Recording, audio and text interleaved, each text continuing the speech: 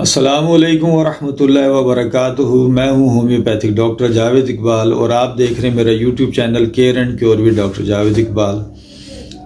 دوستو، ہم اپنے اس چینل پر مختلف قسم کے امراض اور ان کے علامات، ان کی وجوہات، ان سے بچاؤ کے طریقے اور اس کے علاج کو ڈسکس کرتے ہیں۔ آج کا جو ہمارا موضوع ہے دوستو ملیریا بخار ہے۔ ہم اس میں آج اس ویڈیو میں دیکھیں گے کہ ملیریا بخار کی وجوہات کیا ہیں، یہ کیسے ہوتا ہے، اس سے بچاؤ کیسے کیا جا سکتا ہے، اور اس کے جو ہے علامات کیا ہیں اور اس کا علاج کیا ہے۔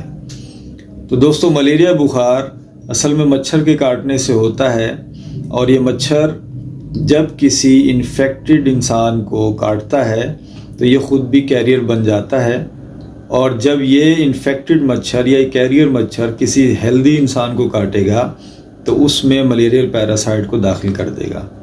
بیسیکلی ایک پیراسائٹ ہے اور یہ باڈی کے اندر ریزیڈنٹ رہ سکتا ہے کافی عرصے تک۔ جب کوئی مچھر کسی ہیلدی انسان کو کاٹ کر اس کو انفیکٹ کرتا ہے تو یہ پیراسائٹ جسم کے اندر اپنی کالونیز بناتا ہے اور یہ پلنا شروع ہو جاتا ہے۔ یہ منہ کے اندر، اس کے اندرونی جھلیوں کے اندر، جگر کے اندر یہ پلتا ہے، اور جب یہ جگر کی طرف چلا جاتا ہے تو پھر وہاں پر یہ کافی عرصے تک قیام کرتا ہے، اور اس کا قیام چند دنوں سے لے کر سال تک بھی ہو سکتا ہے۔ جس وقت یہ پیراسائٹ جگر سے نکل کر خون کی سٹریم میں یعنی خون کے بہاؤ میں شامل ہوتا ہے تو وہاں پر موجود سرخ جو خون کے ذرات ہیں، ان کے خلیات ہیں، ان کو متاثر کرتا ہے، جس کی وجہ سے پھر ملیریا کی ساری علامات ظاہر ہوتی ہیں۔ اس سے بچاؤ کے لیے ایک تو یہ ہے کہ ماسکیٹو کلر جو ہے سپرے کیا جائے، اور ننگے بدن نہ گھوما پھرا جائے، خاص طور سے جن دنوں میں ملیریا کی وبا پھیلی ان دنوں تو بہت زیادہ محتاط ہونا چاہیے۔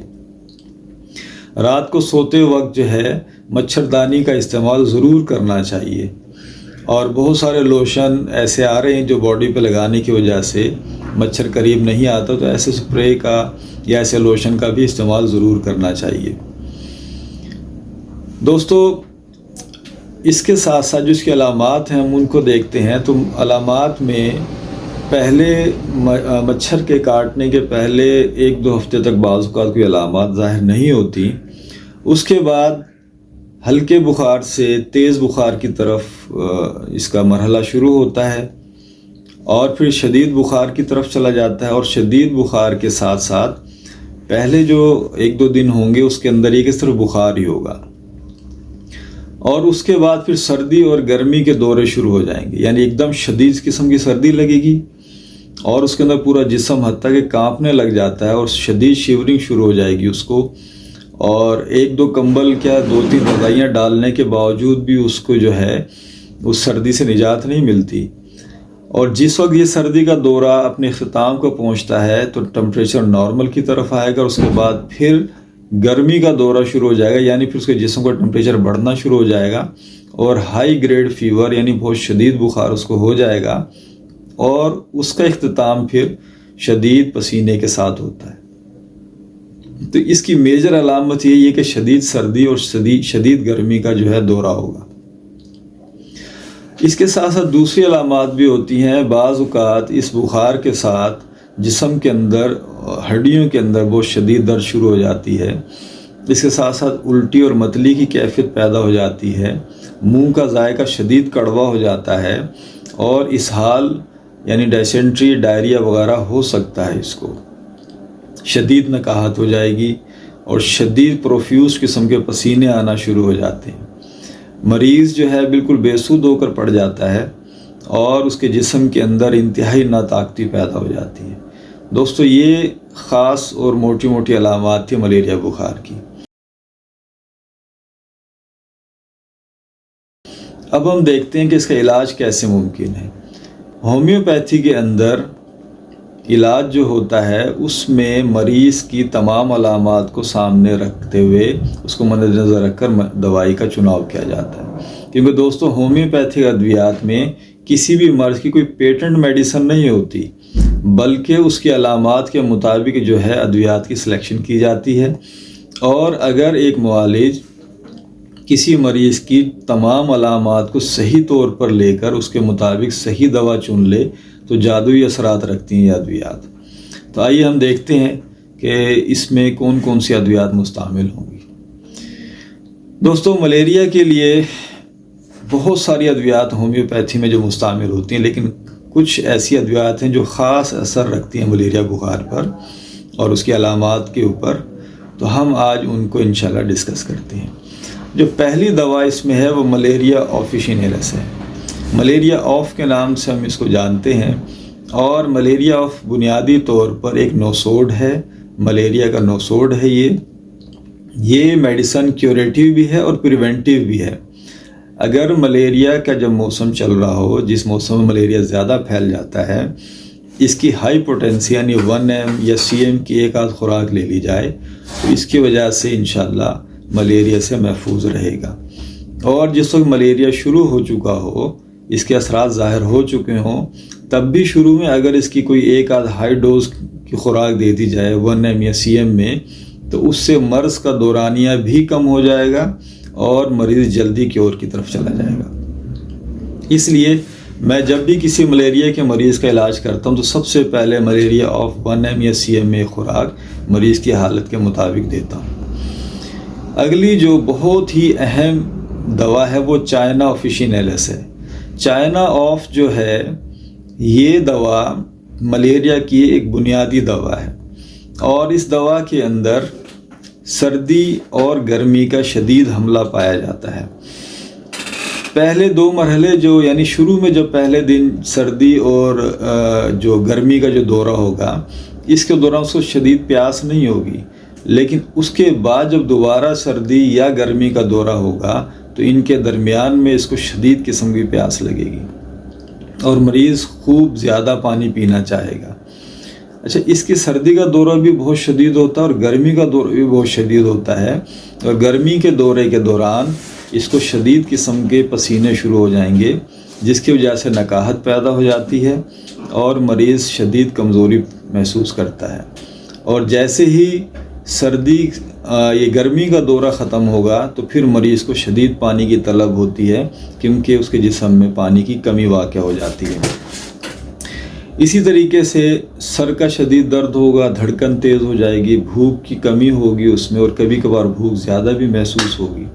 دوستو، ایسی صورتحال میں چائنا کو 30 طاقت کے اندر ہر 2 گھنٹے کے بعد دہرانے سے جو ہے اس کے دوروں میں بھی کمی پیدا ہو جائے گی، اور اس طرح بخار میں بھی کمی پیدا ہو جائے گی، اور متلی کی کیفیت اور بھوک وغیرہ کے جو مسائل تھے وہ بھی ٹھیک ہو جائیں گے۔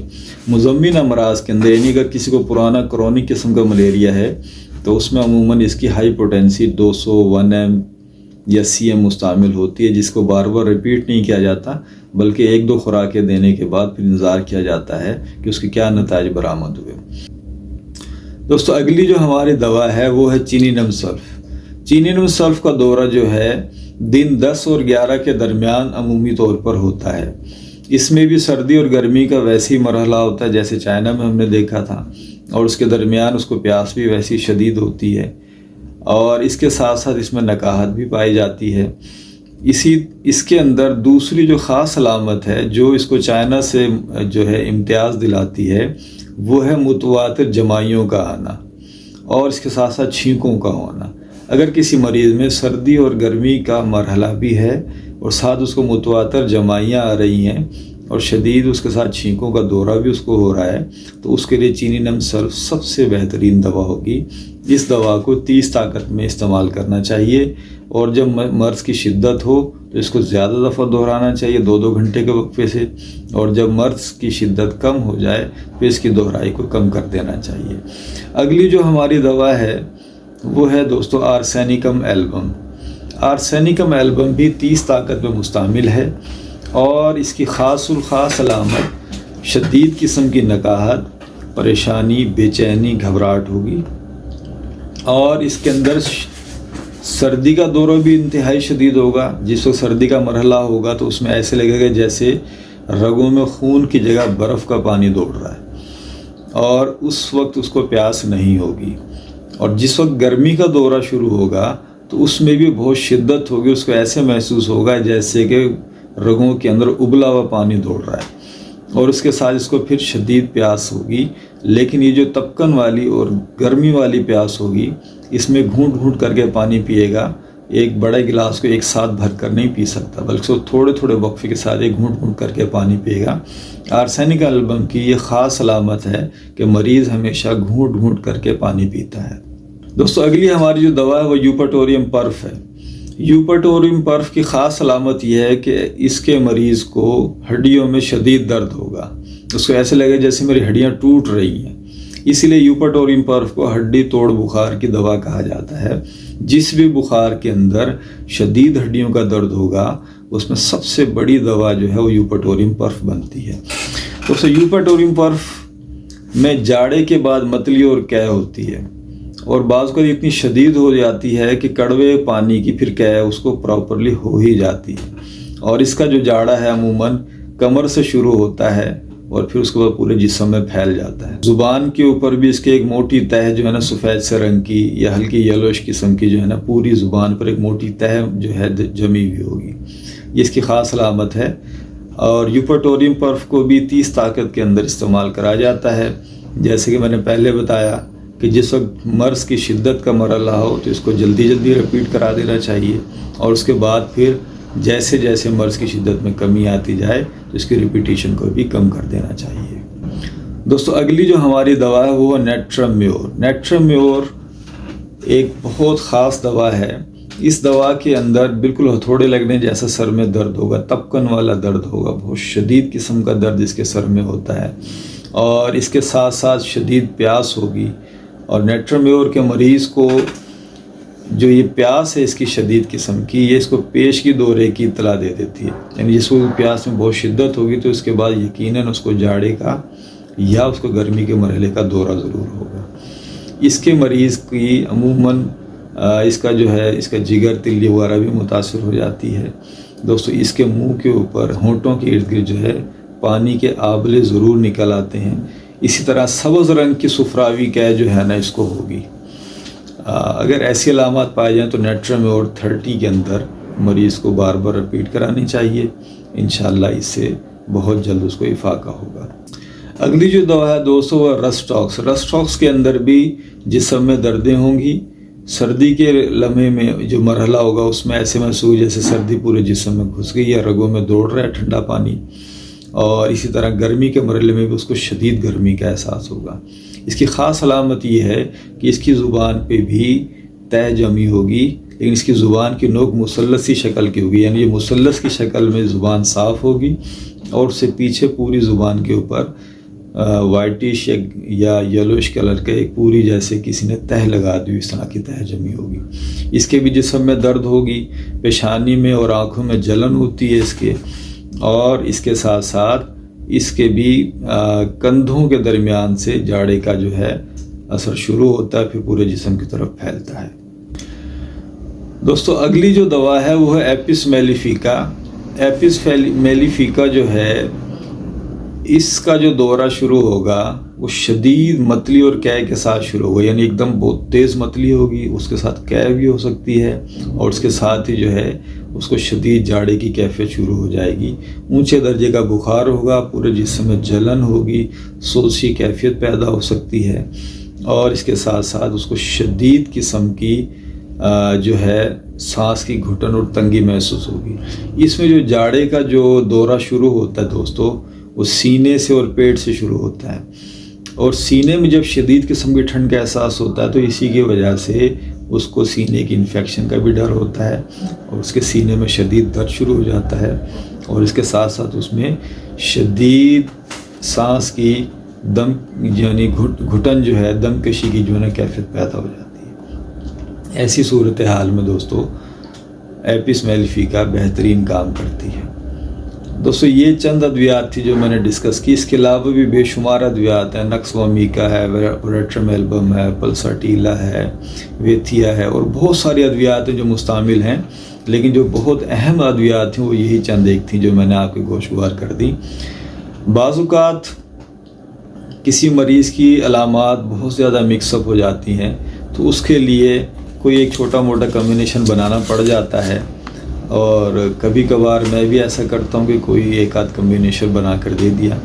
تو ملیریا کے اندر جو عمومی طور پہ میں کمبینیشن بناتا ہوں وہ 5 ادویات پر مشتمل ہے۔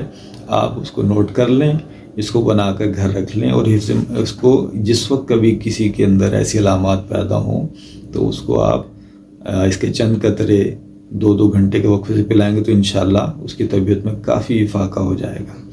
تو آپ اس کو نوٹ کر لیجئے۔ اس میں 5 ادویات مستعمل ہوتی ہیں۔ پہلی دوا اس کے اندر چائنا، دوسری چینینم سلف، تیسری یوپٹوریم پرف، چوتھی آرسینیکم ایلبم اور 5ویں رسٹاکس ہے۔ ان ساری ادویات کو آپ 30 طاقت کے اندر ملا کر گھر میں رکھ لیں، اور جب کبھی کسی کو بخار کے ساتھ جاڑے کے اثرات ہوں، کوئی اس طرح کی فیلنگ آئے تو اس کے چند قطرے دینے سے بخار بھی ٹھیک ہو جائے گا، اور اس کے ساتھ ساتھ اس میں جو جاڑے کی کیفیت اور تمام علامات ہیں وہ بھی انشاءاللہ ٹھیک ہو جائیں گی۔ امید ہے دوستو کہ یہ ویڈیو آپ کے لیے کافی کارآمد ثابت ہوگی۔ انشاءاللہ نئے موضوعات کے ساتھ اور نئے دوسرے امراض اور ان کے علامات، ان کے علاج کے ساتھ دوبارہ آپ سے ملاقات ہوگی۔ اس وقت تک کے لیے اللہ حافظ۔ السلام علیکم ورحمۃ اللہ وبرکاتہ۔